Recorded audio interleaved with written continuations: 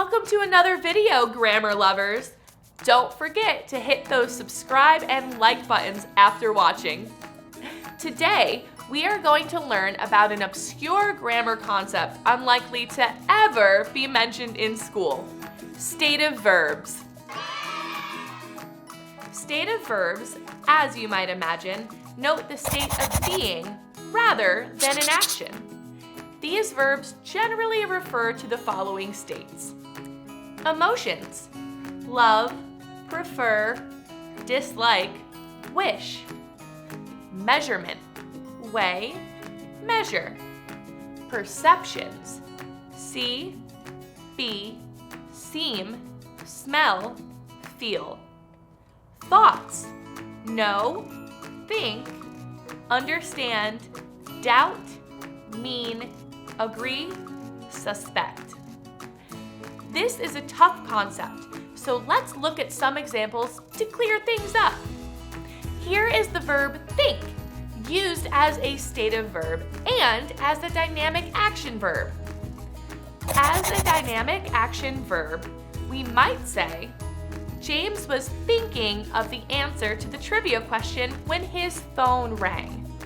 In this sentence, think describes what the subject was actively doing at a certain time. He could have also been eating, jogging, or sleeping when the phone rang. However, as a stative verb, we might say, I think James was at the Halloween party last night. Here, the verb think doesn't describe an action done by the subject of the sentence. When saying that you think something is the case, you're not telling people that you're engaging in the activity of thinking.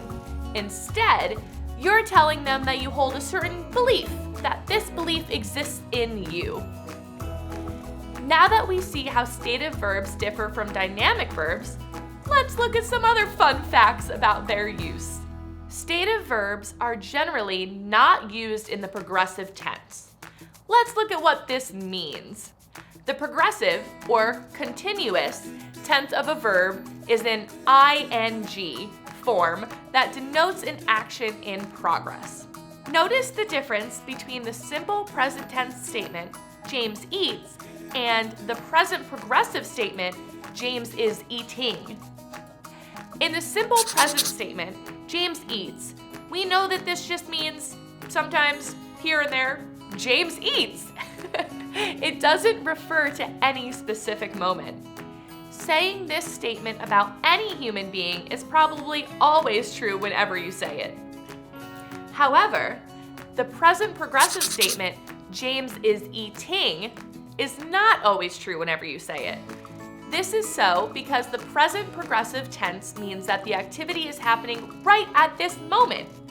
Obviously, it would not be true to say, Miss Jessie is eating carrots, since I'm clearly not eating any carrots. I'm not eating anything at all, in fact. But if I say, Miss Jessie eats carrots, that is true. Sometimes, once in a while, I do eat carrots. With this in mind, we can see that it would be odd to use a stative verb with the progressive tenses. For instance, James knows the way to the museum is correct, but James is knowing the way to the museum is incorrect. Or, James likes cats is correct, but James is liking cats is incorrect. Particularly if you're a native speaker, you can tell how awkward it sounds to use the progressive tense with the stative verb. Now, you may have noticed that stative verbs look a whole lot like linking verbs. While it's true that most linking verbs are stative verbs, not all stative verbs are linking verbs. So be careful not to conflate the two. Thanks for tuning into some obscure grammar, everyone. Until next time.